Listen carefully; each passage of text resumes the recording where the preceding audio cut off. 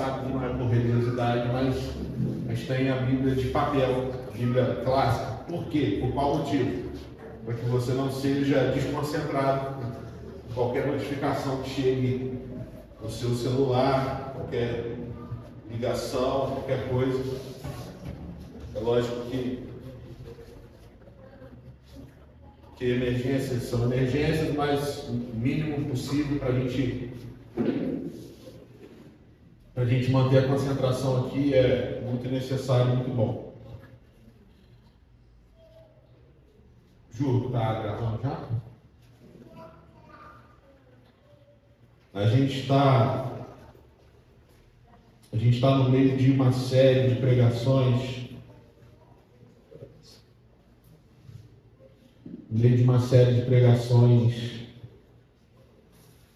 com o tema renovação da mente, renovação de como um discípulo de Jesus tem que encarar o mundo, tem que pensar, tem que reagir, tem que viver. Talvez é muito difícil chegar e falar, esse é o tema mais importante, esse é um tema muito importante. Não. Na verdade, todos os temas são importantes. Na verdade, se a gente vacilar, se a gente não aplicar 100% da nossa atenção, da nossa prática, em qualquer um dos temas do discipulado com Jesus, a gente vai estar falhando em algum ponto, e falhar em algum ponto não quer dizer apenas que nós estamos errando, não, é muito mais do que isso. Se nós falhamos em algum aspecto da nossa vida, nós não estamos revelando Jesus completamente. Isso é o que é ruim. A gente tem que lembrar que a gente não vive a vida de Jesus somente para nós vivemos para o mundo também. A nossa consciência faz muito bem para nós mesmos, mas principalmente ser sal da terra e luz do mundo significa para o outro. Sempre assim, mais importante é isso. Então, não existem assuntos mais ou menos importantes. Tudo é importante, tudo precisa caminhar junto. E senão nós falharemos. E os as duas últimas pregações que a gente fez sobre esse tema, a primeira palavra que já está no nosso canal do YouTube é relacionando a piora do mundo com a volta de Jesus e como o cristão deve reagir a essas coisas. Pregação de 2 semanas atrás, a pregação da semana passada é sobre como as palavras de Jesus contidas no Evangelho e no ensino dos apóstolos, por serem baseadas na palavra de Jesus, que é Deus, elas não são conselhos para a nossa vida, elas são ordens. Jesus não pergunta a nossa opinião, ele simplesmente diz para nós fazermos. Se a gente não faz, nós não estamos discordando dele. A gente está pecando, porque ele, sendo Deus, não perguntou a nossa opinião. Ele simplesmente ordenou. Vai, perdoe, vai, ame, vai, faça isso, faça aquilo. Ele não sugeriu a nós, ele nos ordenou. E se você realmente quer seguir a Jesus, você não tem opinião própria. Simples assim. Em relação ao Evangelho, eu não estou dizendo que você não pode ter interpretações diferentes de fulano A ou fulano B. O que você não pode é dizer, não, na minha vida eu sigo 90% das coisas de Jesus. E esses outros 10% eu nem tento interpretar as palavras dele para tentar aplicar algo em minha vida. Porque isso está tudo bem. Aí eu posso discordar de você de mim não tem problema nenhum. Isso pode acontecer. O que não pode acontecer, não. Nessa parte da minha vida aqui, Jesus falou A e eu faço B. Aí não pode. Quer dizer, pode. Pode. Você só não vai ser um discípulo de Jesus. Que Jesus não perguntou a sua opinião. É duro, mas é a verdade. E encerrando hoje, não o tema, porque ainda vão ter no mínimo mais 2 pregações não comigo sobre esse tema, renovação da mente do discípulo de Jesus. Eu trago hoje 2 pontos que um deles, na verdade os 2 deles, nós já abordamos aqui, bem lá no início da igreja, bem lá no início, quem estiver sido presente, sei lá. Quem tiver no dia, vai lembrar. Eu não sei como é que fala isso, eu não sei. Quem esteve, obrigado. Quem esteve no dia vai lembrar. O português aqui não é tão fácil. Mas o que é importante disso? Lembrando que a gente tem falado que a vida com Jesus é a decisão mais visceral e mais impactante que algum ser humano, pode ter na sua vida. A gente precisa entender que tem algumas coisas que nós só encontramos na comunidade de Jesus. Existem alguns princípios de vida que nós podemos encontrar algumas coisas parecidas em outras religiões, em outras reuniões, em outras comunidades, mas tem coisas que só o ensino de Jesus. Por quê? Por que isso? Porque Ele é Deus e Ele é perfeito em todos os seus caminhos e Ele não existe falta em Jesus. Não existem lacunas em Jesus, tudo é perfeito. Existem coisas práticas na nossa vida que nós só encontramos quando nós abrimos mão da nossa vida e começamos a caminhar com o próprio Jesus. E existem algumas coisas que para o mundo são muito caras e as pessoas simplesmente não querem abrir mão. E é estranho porque são algumas coisas que fazem as pessoas sofrerem. É quase uma esquizofrenia de alguma coisa que faz a pessoa sofrer muito, machuca a pessoa, atrapalha nas suas relações profissionais, familiares, conjugais, e as pessoas simplesmente não querem abrir mão. Pessoas se agarram em algumas coisas que parecem que aquilo é valioso e bom, mas quando você vai ver, aquilo talvez seja a pior coisa da vida da pessoa. E quando Jesus vem falar assim, larga tudo e vem me seguir, Ele está falando tudo mesmo. E hoje a gente vai falar um pouco disso. A frase para a gente basear a nossa mensagem de hoje, eu anotei aqui, e eu quero que você já coloque no seu coração para entender o que eu estou falando. O Evangelho e o caminho de Jesus, o discipulado com Jesus, a caminhada com Jesus, tem que fazer você pensar, viver, enxergar, praticar e ensinar uma nova maneira de viver em dois ambientes, em dois contextos da sua vida. Que dois contextos que a gente vai falar hoje? Primeiro contexto, amigos e família. Amigos e família. E isso, essa forma diferente de pensar, é totalmente diferente daquilo que o mundo traz. O problema é quando a gente tenta trazer o sistema do mundo. O sistema do mundo pro discipulado de Jesus, que não combina, não dá. E a segunda coisa, que é a nova forma de pensar, a nova forma de viver, que Jesus e o seu Evangelho trazem para nós, não trazem, precisam trazer para nós, com o risco de não estarmos caminhando completamente com Ele, é o jeito de pensar dentro da igreja em relação às supostas lideranças sobre nós. Então, é um jeito de pensar novo dentro das nossas amizades e das nossas famílias.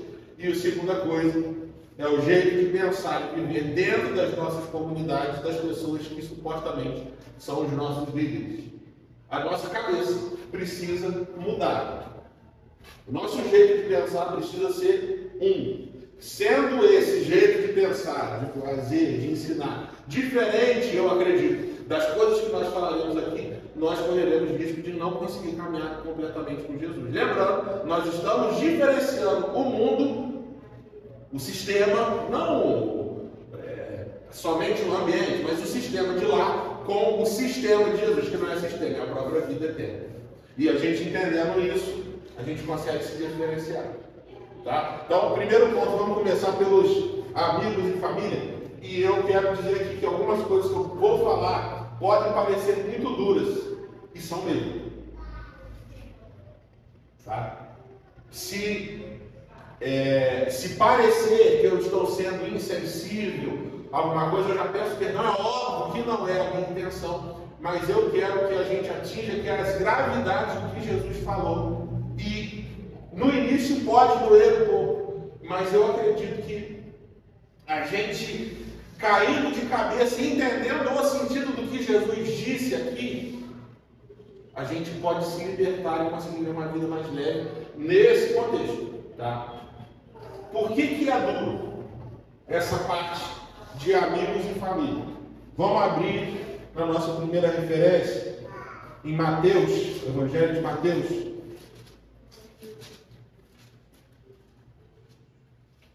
Capítulo 12.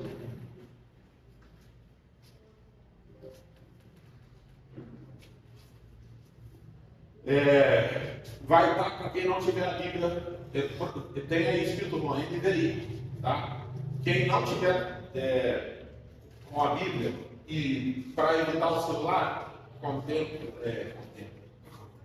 observe aqui em cima, dá uma direita para observe aqui em cima, para você não precisar mexer no celular. Mateus capítulo 12, versículo 46.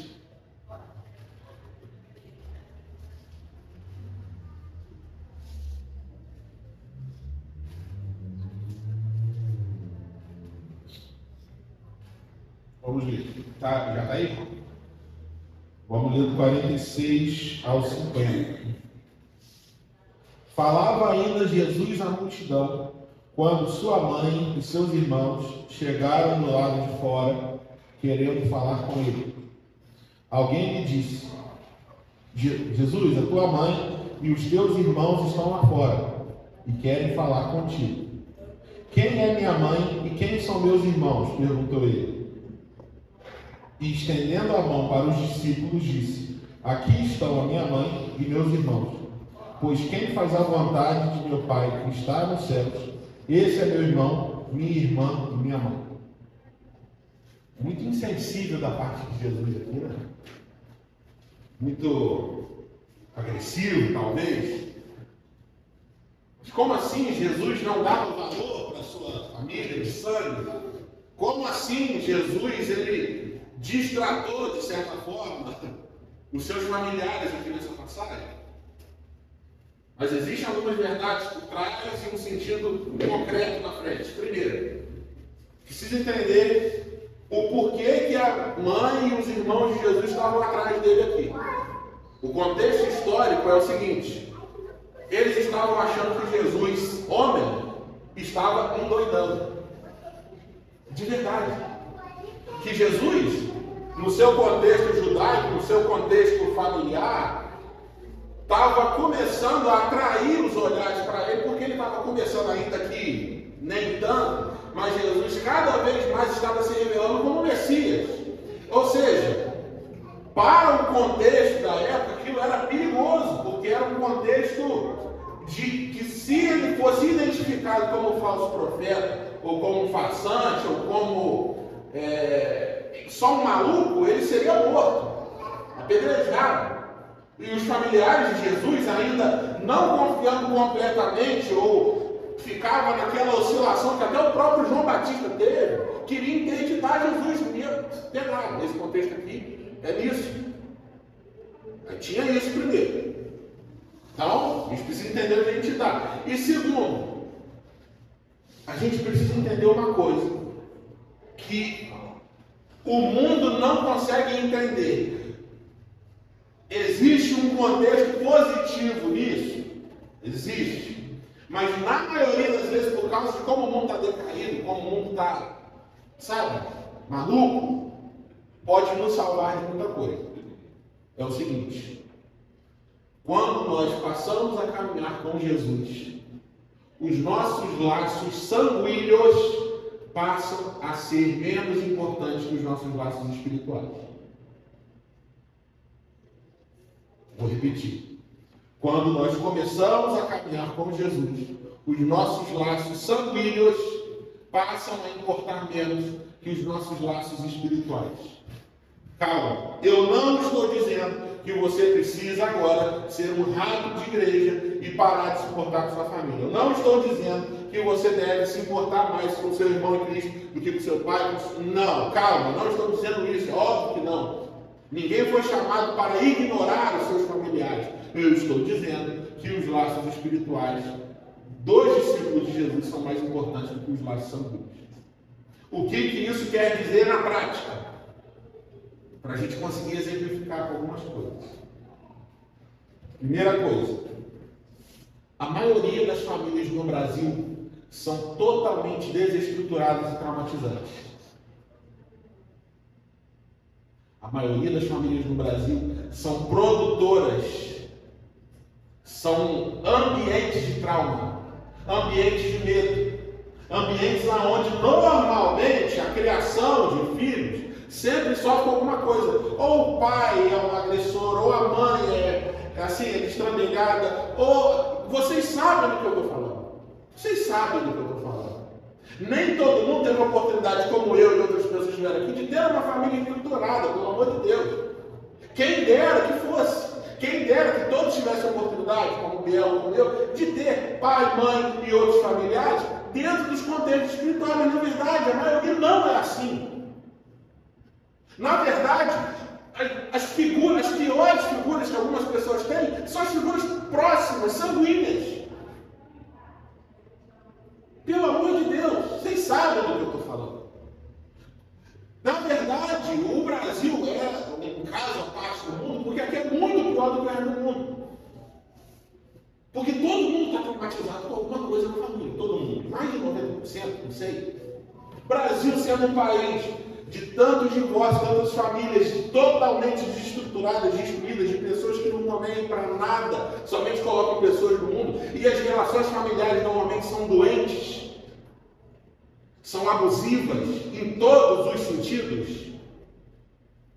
É um lugar onde, no papel, se teria um lugar onde as pessoas poderiam ter acolhimento, paz, tranquilidade, confiança. Mas é um lugar onde a gente fala, aquele meu parente, ele não posso nem chegar perto dele com esse problema. Isso para não falar coisa pior. Os ambientes familiares, no nosso contexto, são às vezes piores do que os ambientes extrafamiliares. Isso é uma constatação particular nossa. É uma constatação mundial, mas principalmente no Brasil. É fácil de ver.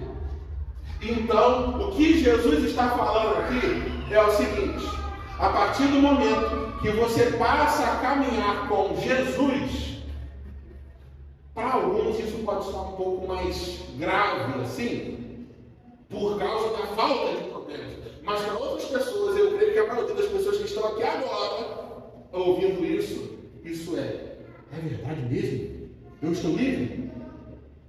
Jesus está dizendo que sim.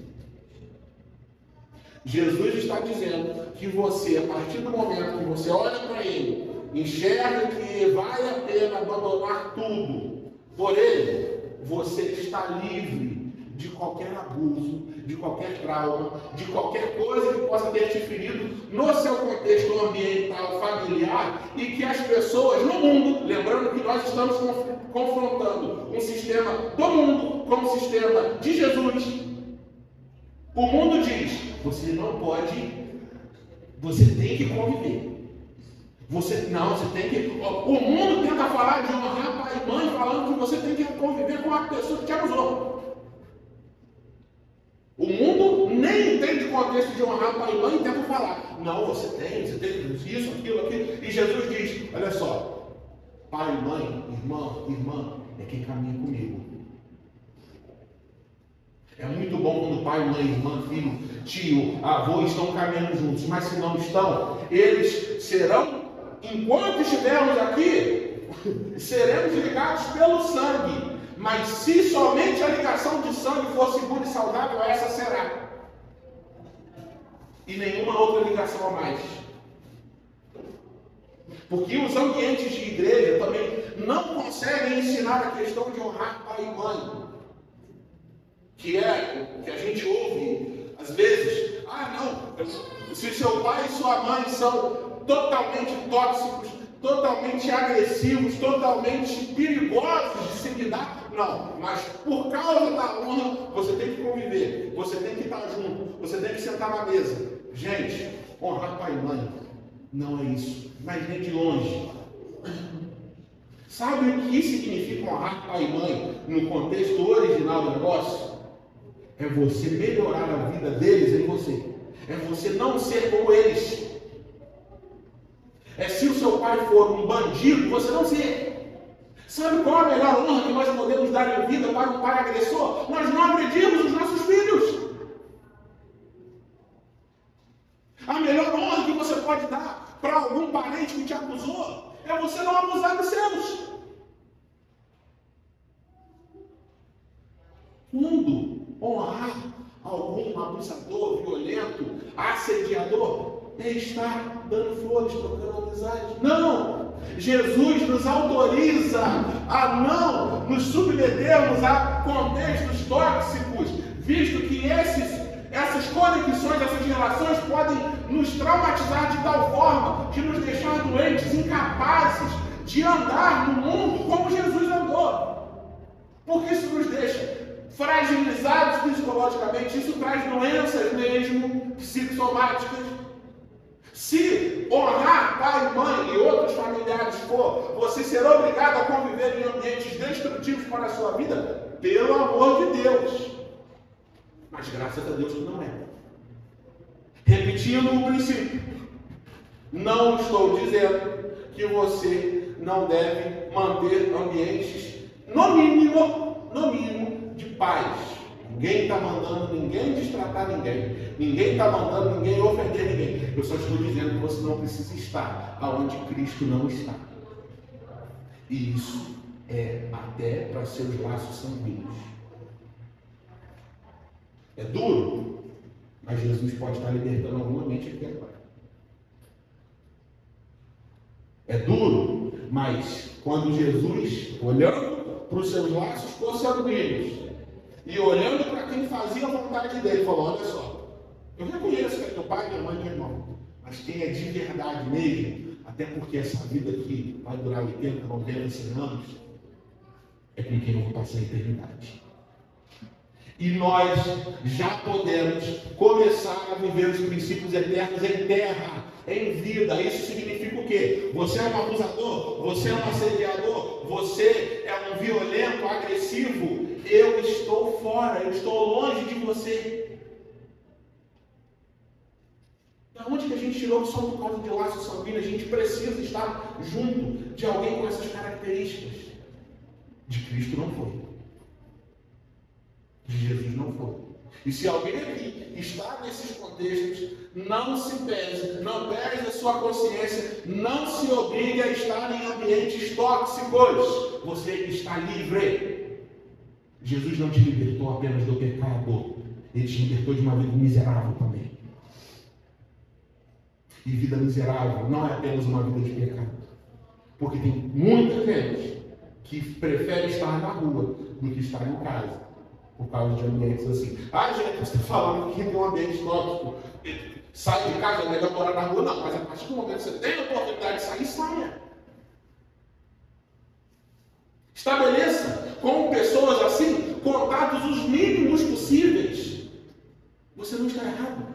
Você está preservando a sua mente. É óbvio que o seu padrão não é o padrão do mundo de afastamento. O padrão do mundo de afastamento é: fez alguma coisa que eu não gostei, eu estou fora. Não. É julgar segundo a reta justiça. Segundo a justiça de Jesus. Você precisa ter no seu coração, obviamente, o filtro de Cristo.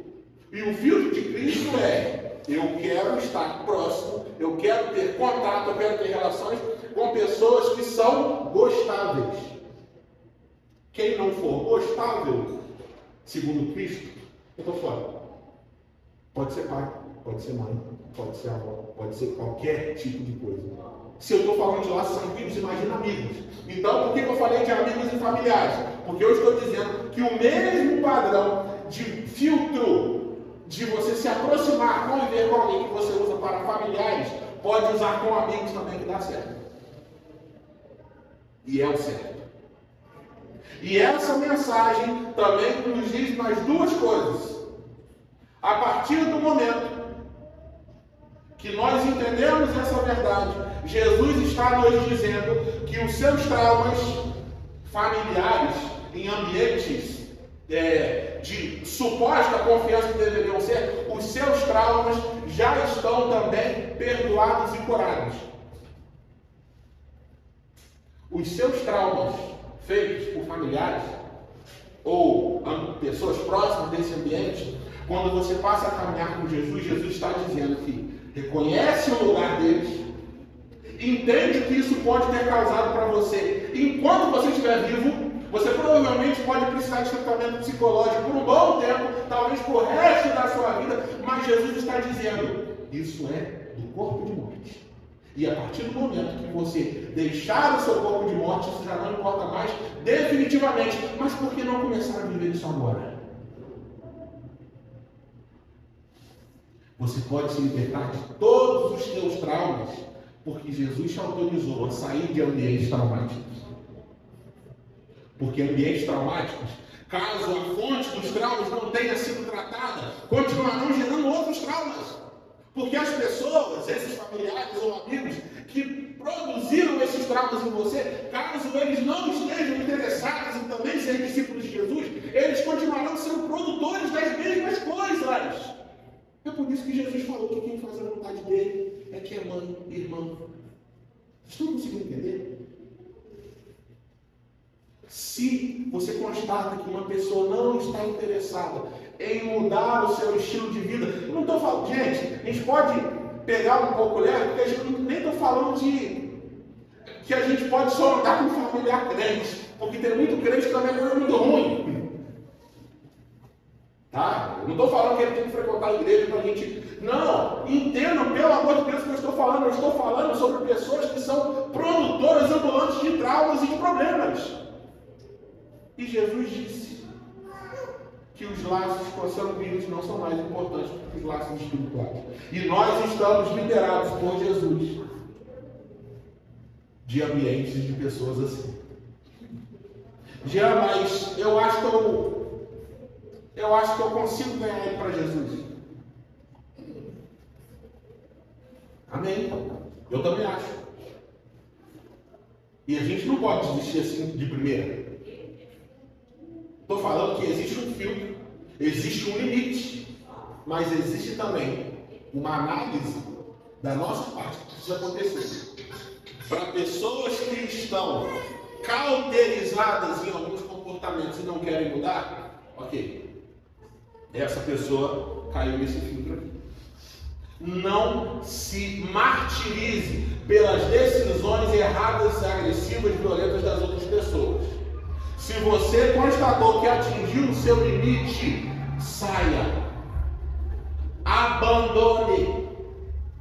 Somente se você não tiver constatado isso. Tenha o mínimo de esforço de convívio para aquelas pessoas que já estão cauterizadas, porque essas pessoas podem te desviar do caminho de Jesus. Entenda isso e saiba que Jesus não exigiu de você algo que é papel do Espírito Santo. Qual que é o papel do Espírito Santo? Convencer do pecado, da justiça e do juízo. Sabe o que acontece quando um ser humano tenta fazer isso? Ele se frustra e culpa Deus. Se o ser humano tenta pegar o papel do Espírito Santo, de convencer do pecado, justiça e juízo, primeiro, ele não vai conseguir. E segundo, ele vai se frustrar. E vai descontar as suas frustrações, normalmente, no próprio Jesus, dizendo, como assim, Jesus? Eu caminho com você e eu não consigo converter meu parente, fulano, ciclano. Como assim? Jesus falou, porque cada um vai responder por si diante de mim. O que eu posso fazer é responder por mim perante a ele. E é só por mim. E é assim que funciona. Você pode ser livre dos seus traumas hoje. E o segundo exemplo, que por muitas vezes a igreja, principalmente brasileira, ensinou errado e continua ensinando, e por isso os ambientes evangélicos no Brasil são os maiores produtores e perpetuadores de agressões domésticas. Quando dizem para uma esposa que ela precisa aturar soco na cara do marido. Quando ela precisa aturar agressão psicológica de marido, usando a Bíblia. Mas diante de nós está escrito que aquele que abandona, que não cuida dos da sua própria casa, é pior do que descrente. É óbvio que isso está escrito, mas isso está, se você ler o contexto, está dizendo dentro das próprias comunidades. Não está está dizendo que você deve assumir o papel do Espírito Santo num ambiente que é totalmente doente. E conscientemente doente. Desde quando o casamento é mais importante do que a vida eterna? Desde quando uma mulher, que eu vou usar o exemplo que é a maioria, desde quando uma mulher precisa se submeter a uma coisa que provavelmente vai tirar a vida dela se ela não sair desse ambiente em pouco tempo? Então Jesus libertou de tudo, menos de um casamento doente. Jesus tirou do inferno, mas vai ter que segurar, porque o casamento... Se a gente for falar do contexto teológico disso, é uma pregação só para isso. Então, eu já estou incentivando a vocês a estudarem sobre esse assunto em casa e não acreditarem no senso comum.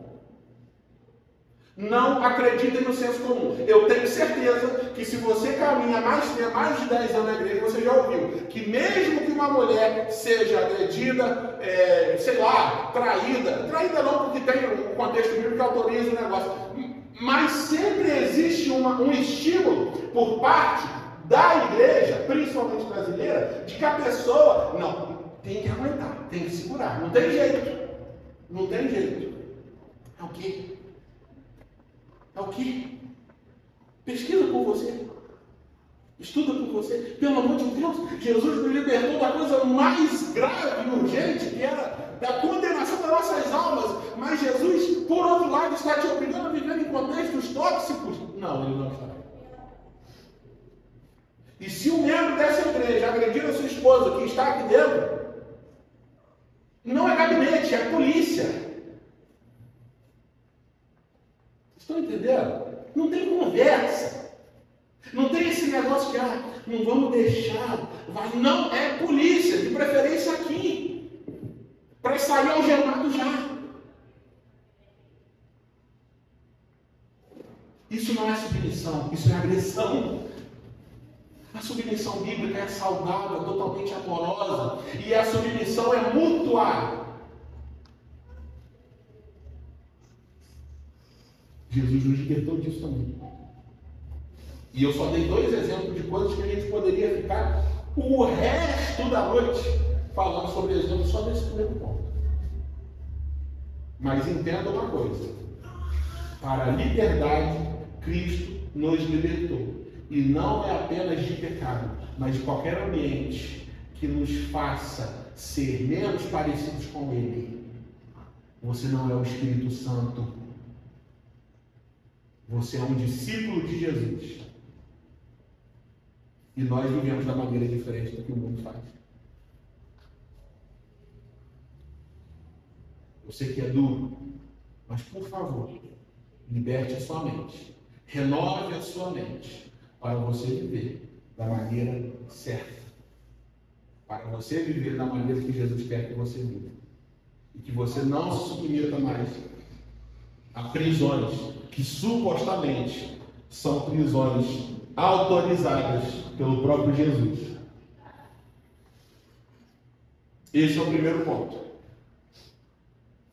Alguém pega mais água?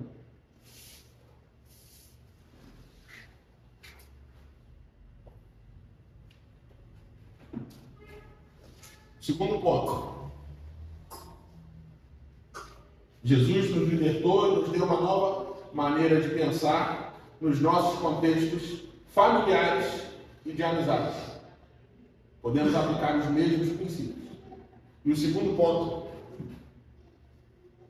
que eu falei é no ambiente comunitário e nos ambientes dentro das próprias comunidades em supostas superiores ou inferiores a nós.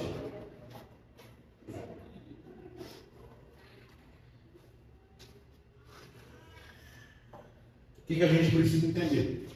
O ser humano é uma criatura que dentro de si tem um chip que o faz procurar ambientes comunitários.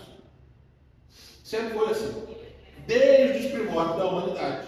O ser humano, antigamente, a gente sabe, já estudamos isso em história, que era muito no máximo 2, 3 pessoas, mas os seres humanos foram se aglomerando e primeiro tribos, nômades, depois cidades, depois foi países, mas até no micro Isso é o macro. No micro, nós estamos reunidos. E o Evangelho e a Igreja de Jesus também são ambientes comunitários. O ser humano naturalmente procura relações. O ser humano naturalmente procura viver, frequentar ambientes frequentemente com pessoas que pensam parecido e vivem juntos. Isso está no nosso DNA, está na nossa mente. E existem ambientes comunitários de vários tipos no mundo. Ambientes esportivos, ambientes religiosos, ambientes empresariais, ambientes de vários tipos. A igreja, como uma comunidade de pessoas, não é diferente dessa estrutura. Que estrutura? Lugar fixo, pessoas reunidas, mensagens sendo faladas, isso faz parte do ser humano. O que diferencia a comunidade de Jesus?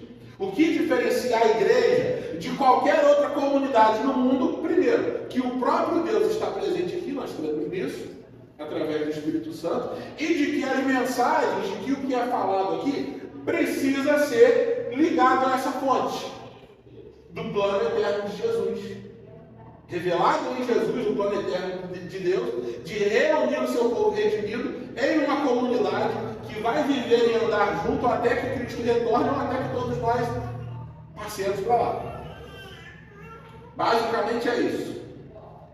Ou seja, se a gente sabe que a igreja, que um ambiente comunitário não é invenção de Jesus, não é invenção de Deus, os seres humanos sempre se reuniram, os seres humanos sempre estiveram em comunidade, mas a partir do momento que Deus revelou o seu plano, como cantamos aqui, e a igreja ali nasceu, ali aonde? Quando Cristo morreu e disse, fiquem juntos, estejam reunidos, não deixem de congregar. A igreja nasceu para preservar uma mensagem que será pregada até que a mensagem se torne completa na segunda vinda de Cristo.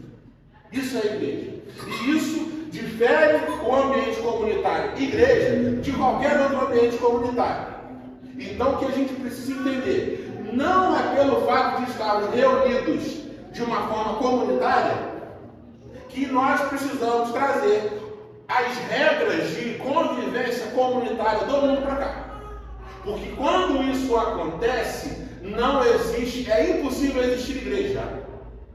Existe comunidade, igreja não. Vou repetir. Quando você junta várias pessoas num lugar, você está formando uma comunidade. Para uma comunidade se tornar igreja, existem alguns critérios. E são muitos critérios. Mas o critério que eu estou falando aqui, a gente vai tentar afunilar um pouquinho, é o critério do seguinte. Nós não podemos trazer as formas de funcionamento do mundo para cá. Nós não podemos encarar como nós encaramos os nossos ambientes de todos os tipos lá aqui. Simplesmente porque, primeiro, a mínima abertura para qualquer tipo de sistema dentro da igreja corrompe rapidamente a comunidade de Jesus. A forma de funcionamento da comunidade de Jesus é única no mundo. Não existe nenhum outro ambiente comunitário no mundo criado pelos seres humanos que funcione ou deveria funcionar da forma que a comunidade de Jesus funciona ou deveria funcionar.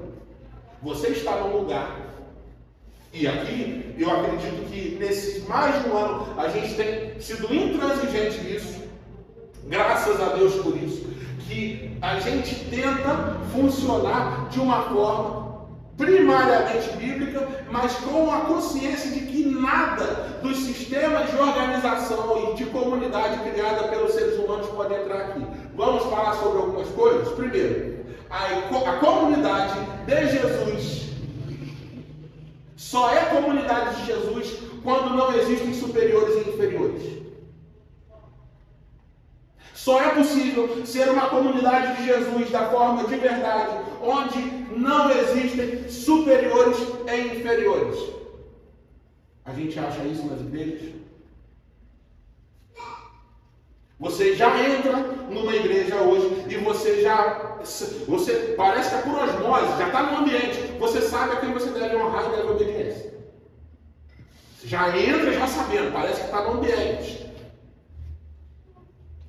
Só que é impossível que um ambiente, uma comunidade com essa característica seja uma comunidade de Jesus. Visto que o próprio Jesus, a gente não vai abrir aqui para ganhar tempo, vamos abrir outra referência, visto que o próprio Jesus disse que a ninguém chamem de mestre ou de pai, visto que só há um mestre e um Senhor sobre todos.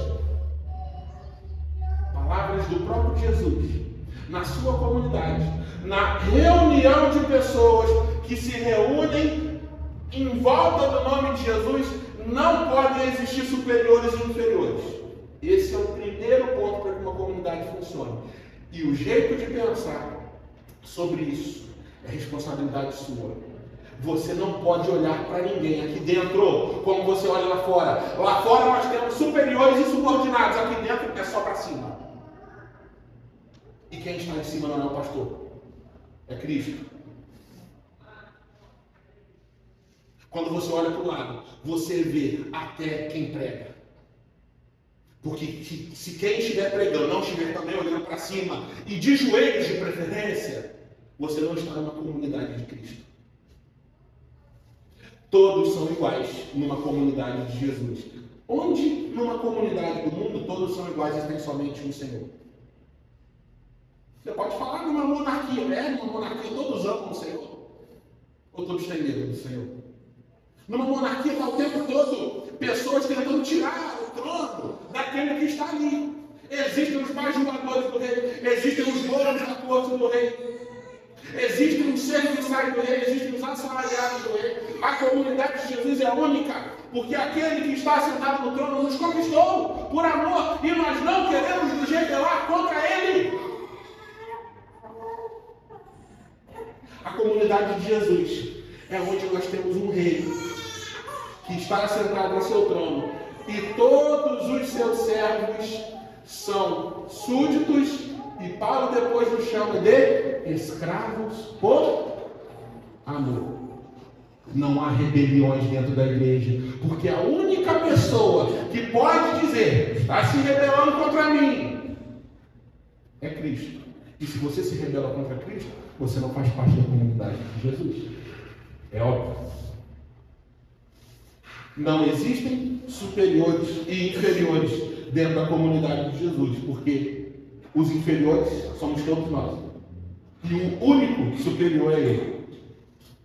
Muda sua forma de pensar hoje. A gente vai falar mais.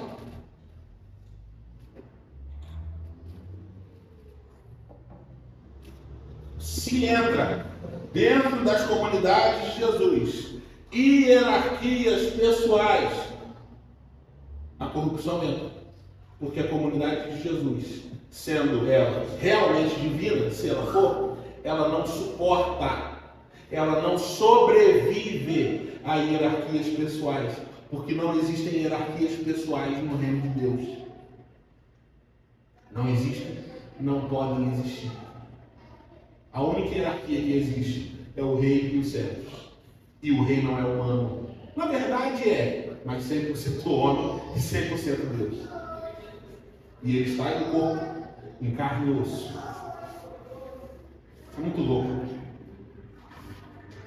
Esse é o primeiro ponto. Vamos abrir aí em 1 Coríntios. 1 Coríntios.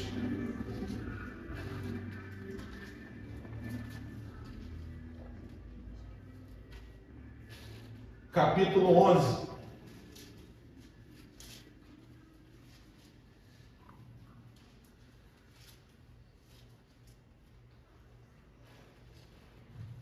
Primeira Coríntios, capítulo 11.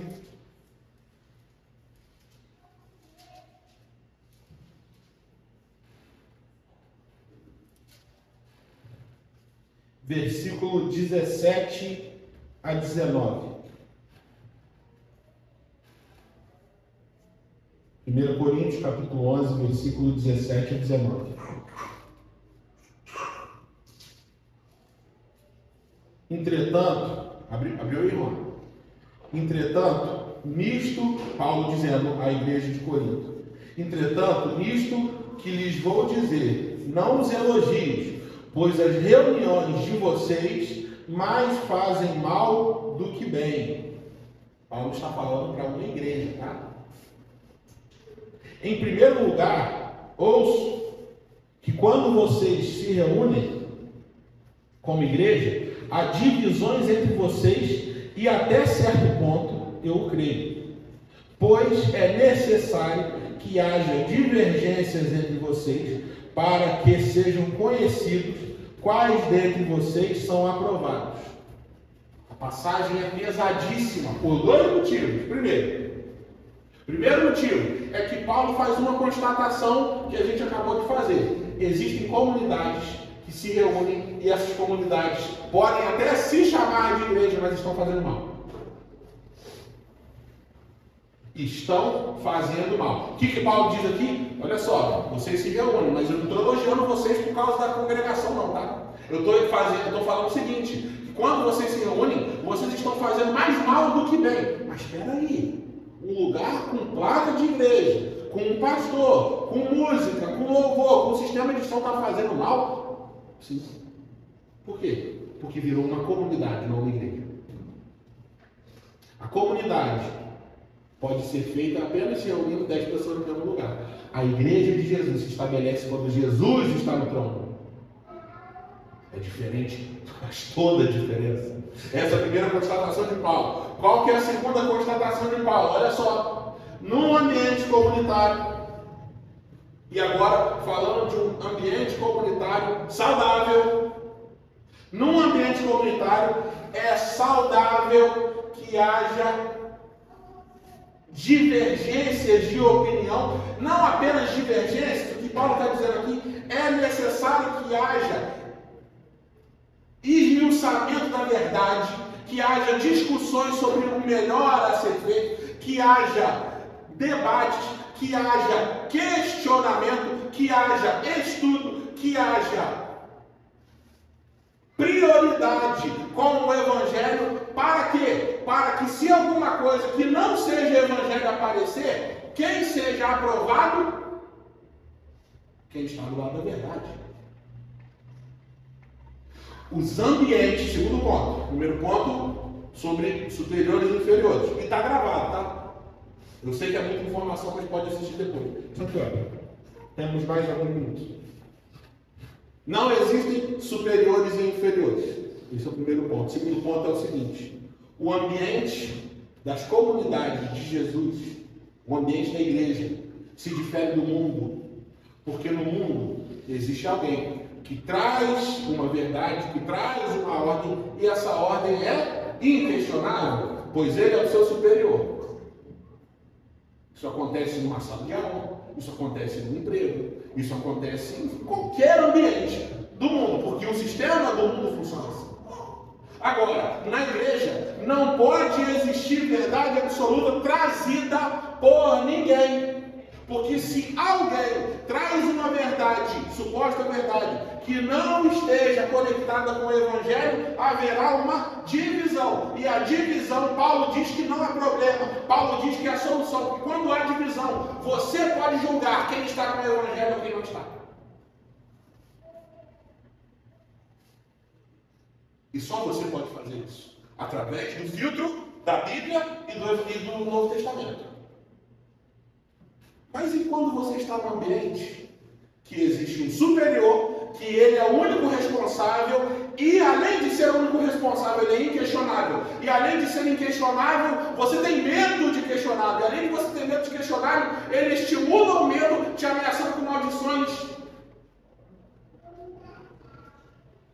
Percebendo que não pode ter superior e inferior dentro da igreja? Está percebendo que a autoridade é a verdade do Evangelho? E quando alguém não está atrelado à autoridade do Evangelho, haverá divisão. Como o mundo lida com divisão? Você está demitido, você está suspenso, você está expulso, você está morto. Na igreja, quando há divisões, você precisa estar do lado da verdade.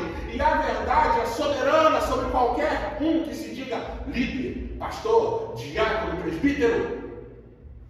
Está entendendo como é totalmente diferente o funcionamento da igreja? Porque a igreja é um lugar onde alguém que acabou de se converter, mas se chega com o princípio do Evangelho correto, e eu, que posso ter 30, 40 anos de crente, e estiver errado à luz das Escrituras e do Evangelho, eu preciso me submeter à verdade do Evangelho. A igreja é um ambiente onde não existem mediadores da verdade, porque a verdade ela é única, a verdade é uma pessoa, é o próprio Cristo. Eu sei que é duro, eu sei que isso desmonta. Jantar, mas eu aprendi sobre honra a líderes, sobre a gente deve obediência, essas coisas. Gente, nós não estamos lidando com sistemas do mundo, nós não estamos lidando com superiores e inferiores. Aqui nós não temos a quem bajular, aqui nós não temos a quem dever uma obediência que eu não devo ao meu irmão que está do meu lado.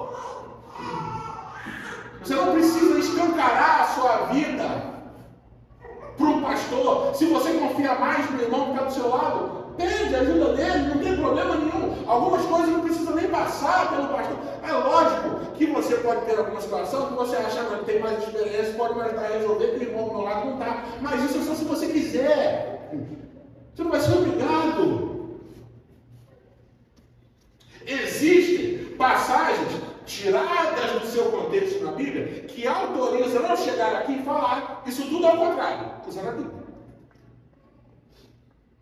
Usando a Bíblia. Mas tirada do seu contexto, eu consigo transformar Jesus no diabo. A gente consegue transformar qualquer coisa na coisa exatamente oposta. Tudo usando a Bíblia. Mas o quê? Tirando o texto do seu contexto. É fácil, gente, é fácil fazer o que quiser com a Bíblia.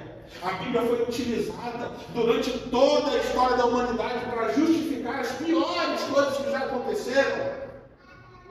Os luteranos, na Segunda Guerra Mundial, cantavam Castelo Forte é Nosso Deus no domingo e iam meio-dia na praça escutar Hitler. E Hitler usava a Bíblia. Hitler era católico, você sabia disso? Usando a Bíblia. As monarquias, depois das grandes navegações ali no ano de 1500, 1600, justificavam o seu cristianismo entrando agressivamente, violentamente e acusadamente nos países, naquelas regiões descobertas, com cruzes e armas. Tudo em nome de Deus. Dizimando milhões de pessoas pela vontade de Deus. Usando a Bíblia. Por quê? Porque não existiam divisões. E se não existem divisões, não há como os aprovados serem vistos. Quando há divisões, os aprovados podem ser vistos. A igreja é um ambiente em que você não somente pode questionar, mas você deve questionar qualquer coisa que é dita daqui, principalmente o que é dito daqui e por quem é dito daqui. E aqui eu digo púlpito. Você precisa,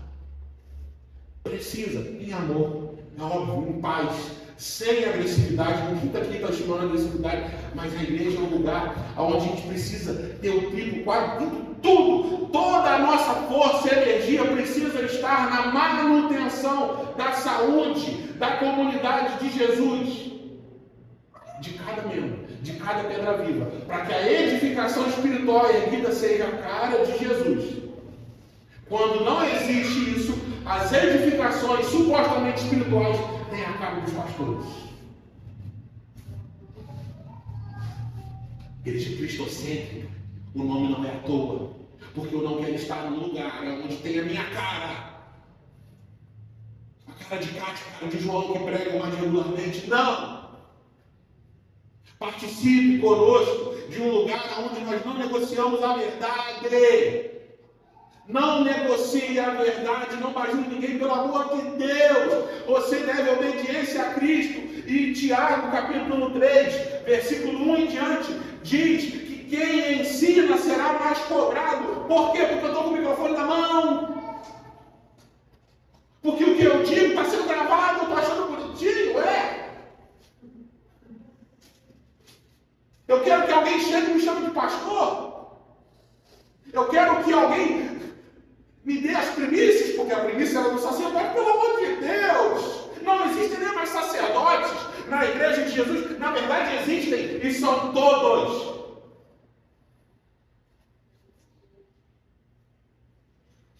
Superior, existe Ele, o próprio Cristo. Todos nós somos exatamente iguais.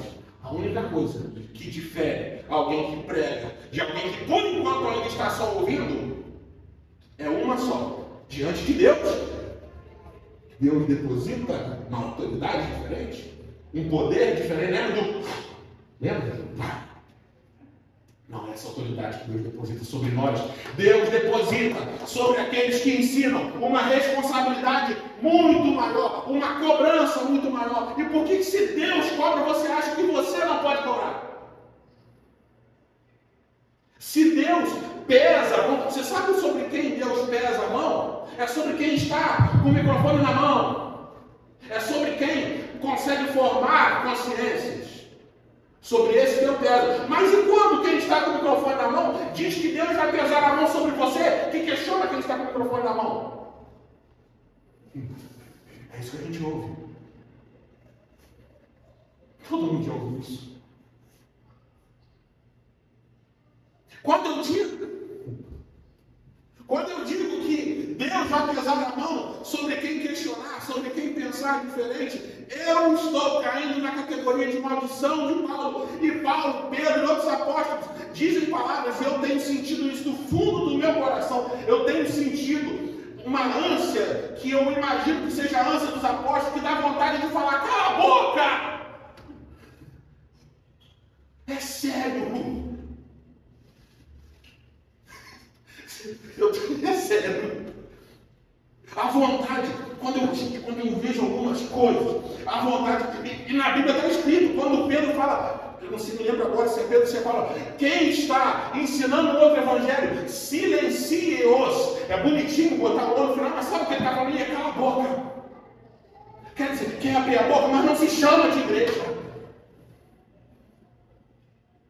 Quando Paulo começa a Gálatas, a gente já brincou aqui, Paulo normalmente começa as cartas dele com glórias e exaltações ao Senhor, com bendito seja Deus. Gálatas começa assim: bom dia, vocês estão ficando malucos?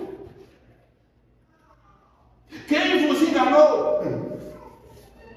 Quem vos trouxe outro evangelho? E Paulo vai além e diz: mesmo se um anjo do céu descer e trazer um evangelho diferente daqueles que eu tenho nos anunciado, abençoe. Considere maldito.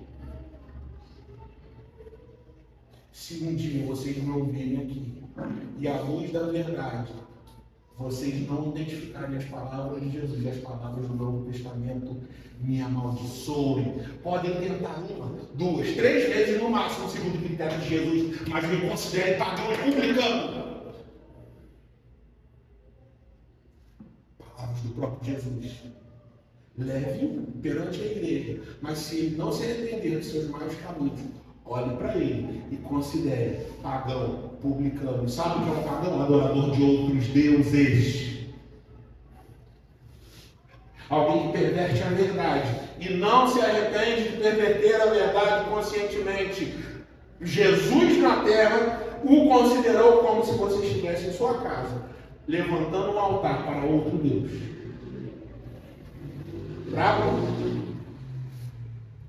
Mas existem igrejas que falam que você precisa engolir tudo o que um suposto líder faz. Porque se ele é ungido do Senhor, ele está autorizado a fazer as maiores atrocidades. Não está. Não está. E ele pode se autodenominar, ou ter sido consagrado, ou ter sido ungido com óleo de qualquer cor que seja. Ele não está autorizado. A comunidade de Jesus não reconhece autoridades humanas. A comunidade de Jesus não reconhece autoridades humanas. É óbvio, e é muito bom, é saudável que existe um lugar onde pessoas mais experientes ensinem para pessoas menos experientes. Isso é normal, isso é natural, isso é saudável, mas para por aí. Porque você que pode olhar para dentro de você e se considerar menos experiente do que eu, você precisa daqui a 6 meses estar mais experiente, mais maduro, mais independente, mais pensando por si mesmo do que hoje. Se você daqui a 6 meses estiver pior ou igual do que hoje, alguma coisa está errada, ou com quem está ensinando ou com você. E aí você vai ter que se examinar. É simples, né? Quando fica tudo no seu devido lugar. A comunidade de Jesus só consegue funcionar assim. São 10 para as 8.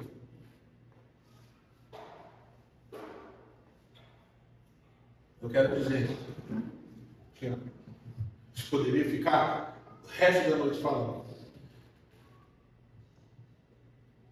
Esses 2 pontos que nós falamos hoje, sobre família e amigos, e sobre comunidades e líderes, nós precisamos mudar o nosso jeito de enxergar as coisas. A imagem de quê? De como Cristo nos autorizou e nos ordenou. Porque se nós não mudarmos, se nós não renovarmos a nossa mente, nós não estaremos seguindo a Jesus da maneira completa. Precisamos urgentemente deixar os nossos velhos modos de ver. Você precisa se questionar todo dia se o que você crê, se o que você fala, o que você ensina está à luz da Bíblia, está à luz do Evangelho. Você precisa, quando você ouvir, por favor, questione. Tudo isso que eu preguei aqui, vai que isso é verdade mesmo? E se eu estiver querendo te enganar? Você sabe se eu estou querendo te enganar? Como você vai saber? Me conhecendo pessoalmente, óbvio. Conhecendo os frutos da minha vida e a luz da Bíblia. Vê se eu não falei nada diferente do que está escrito. Leia o Novo Testamento, assim, seguido, para ver se tem espaço para alguma outra doideira. Questione você. E acima de tudo, a pergunta continua sendo: eu estou falando aqui com pessoas que querem seguir a Jesus ou com simpatizantes de Jesus? Eu estou falando com pessoas aqui que só acham legal vir à igreja no domingo, ou com pessoas que querem largar realmente tudo e seguir a Jesus? Que tipo de pessoa eu estou falando? Responda você mesmo essa pergunta. Por favor, assim como Paulo eu digo, reconciliem-se com Deus em Cristo, pois Ele veio inaugurar um novo jeito de se viver em comunidade. E não é um novo jeito melhorzinho, bonitinho, não. É o jeito eterno de se viver em comunidade. Porque a eternidade será também em comunhão. Então, por que já não começar a viver aqui como será lá? Você está sendo convidado hoje para isso. Apaga as luzes e chamar o pessoal do robô. Hoje nós não teremos a ceia, mas você pode, no seu lugar, mesmo sem o pão, sem o suco, examinar a si mesmo. Você pode, aí mesmo no seu lugar, olhar para dentro do seu coração. E lógico, dentro desses 2 pontos,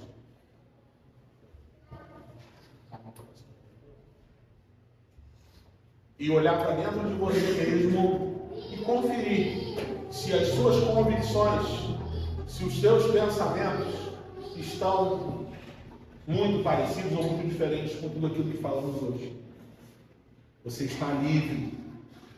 A comunidade de Jesus é um ambiente livre, aonde não existe senhores e escravos, aonde não existe líderes e liderados. Existe um rei no seu trono. E nós, escravos por amor. Atualize o seu pensamento à imagem de Jesus. Deixe que os ensinamentos de Jesus percorram toda a sua vida e influenciem cada decisão da sua vida familiar, amizade, tudo. Deixe.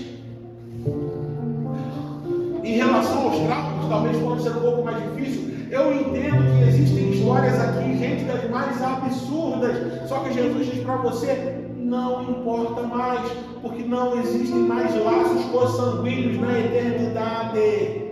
Se Deus não considerou nem os laços sanguíneos de Abraão, que foi supostamente escolhido, Jesus considerava tantos laços de sangue que disse: dessas pedras eu posso suscitar filhos a Abraão. Jesus não está preocupado com o sangue que corre de suas veias. Ele está preocupado com o sangue que já foi derramado e nos faz irmãos. Jesus é o primogênito de muitos. Todos aqueles que querem. Vamos cantar sobre isso agora e deixe que essa verdade vá na sua mente.